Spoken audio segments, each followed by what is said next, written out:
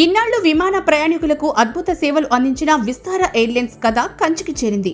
సోమవారం నాడు విస్తారా ఎయిర్లైన్స్ చివరి విమానం గాల్లోకి ఎగిరింది. దేశంలో పూర్తిస్థాయి విమానయాన సంస్థలుగా ఉన్న ఎయిర్ ఇండియా, విస్తారా విలీనమై మంగళవారం నుంచి ఎయిర్ ఇండియా ఒక్కటే ఈ సేవలు అందించనుంది. దేశీయ విమాన ప్రయాణికుల్లో ఈ రెండు సంస్థల వాటా కలిపితే దాదాపు 25% అవుతుంది. విస్తారా విలీనంతో టాటా గ్రూపు అజమాయిషీలోని ఎయిర్ ఇండియా వద్ద విమానాల సంఖ్య 210కి చేరింది. మరోవైపు బోయింగ్, ఎయిర్ బస్ నుంచి మరో 470 విమానాల కొనుగోలుకు ఎయిర్ ఇండియా ఆర్డర్ ఇచ్చింది.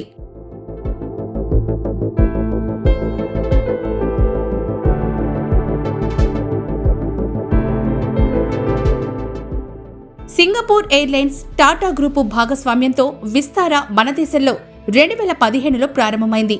జెట్ ఎయిర్వేస్ 2019లో దివాలా తీయడంతో విస్తారా సేవలు శరవేగంగా విస్తరించాయి. అయితే విస్తారా ఎయిర్లైన్స్ టాటా గ్రూప్లో విలీనం కావడంతో ఈ సంస్థ విమాన సర్వీసులు సోమవారంతో ముగిశాయి. ఈ సంస్థ చివరి సర్వీసులుగా ముంబై నుంచి ఢిల్లీకి యూకే 986 విమానం, ఢిల్లీ నుంచి సింగపూర్కు యూకే 115 విమానాలు నడిచాయి. ఈ విమానాలు ఎక్కిన ప్రయాణికులు భావోద్వేగానికి గురయ్యారు. రేపటి నుంచి విస్తారా ఎయిర్లైన్స్ ఉండదంటే నమ్మశక్యంగా లేదు అంటూ ఫోటోలు, వీడియోలు సోషల్ మీడియాలో షేర్ చేశారు.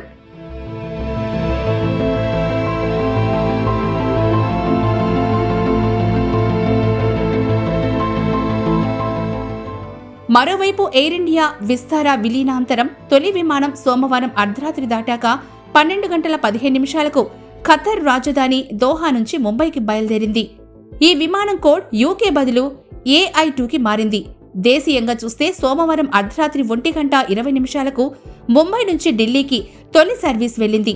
టాటా గ్రూపుకు చెందిన ఈ రెండు విమానయాన సంస్థలు విలీనమైన తర్వాత కూడా ప్రయాణికుల సేవల్లో రాజీ పడే ప్రసక్తే లేదని ఎయిర్ ఇండియా హామీ ఇచ్చింది.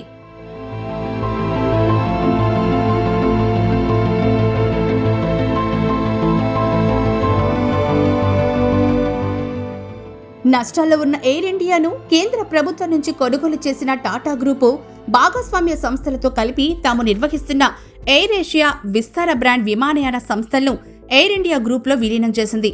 దేశీయంగా అతిపెద్ద లాభదాయక విమానయాన సంస్థగా ఎయిర్ ఇండియాను తీర్చిదిద్దేందుకే ఈ విలీన ప్రక్రియ చేపట్టినట్లు టాటా గ్రూపు ప్రకటించింది. విస్తారా తరహాలోనే ఉన్నత ప్రమాణాలతో సేవలందిస్తేనే ప్రీమియం ప్రయాణికులను ఆకట్టుకోవడం ఎయిర్ ఇండియాకు సాధ్యపడుతుందని ప్రయాణికులు అభిప్రాయపడుతున్నారు. విస్తారా విమానాల్లో ఎంతో ఆకర్షణీయంగా ప్లాట్ బెడ్ సీట్లు, ప్రీమియం ఎకనామీ క్యాబిన్ సదుపాయాలను గుర్తు చేసుకుంటున్నారు. అయితే విలీనం తర్వాత కూడా విస్తారా మార్గాలు, ఇన్ఫ్లైట్ సేవలు, సిబ్బంది యథాతథంగా కొనసాగే అవకాశం ఉంది. ఇవన్నీ ఎయిర్ ఇండియాలో భాగం కావడమే మార్పు తప్ప మిగిలిన సేవలన్నీ యథాతథంగా కొనసాగుతాయని చెప్తున్నారు.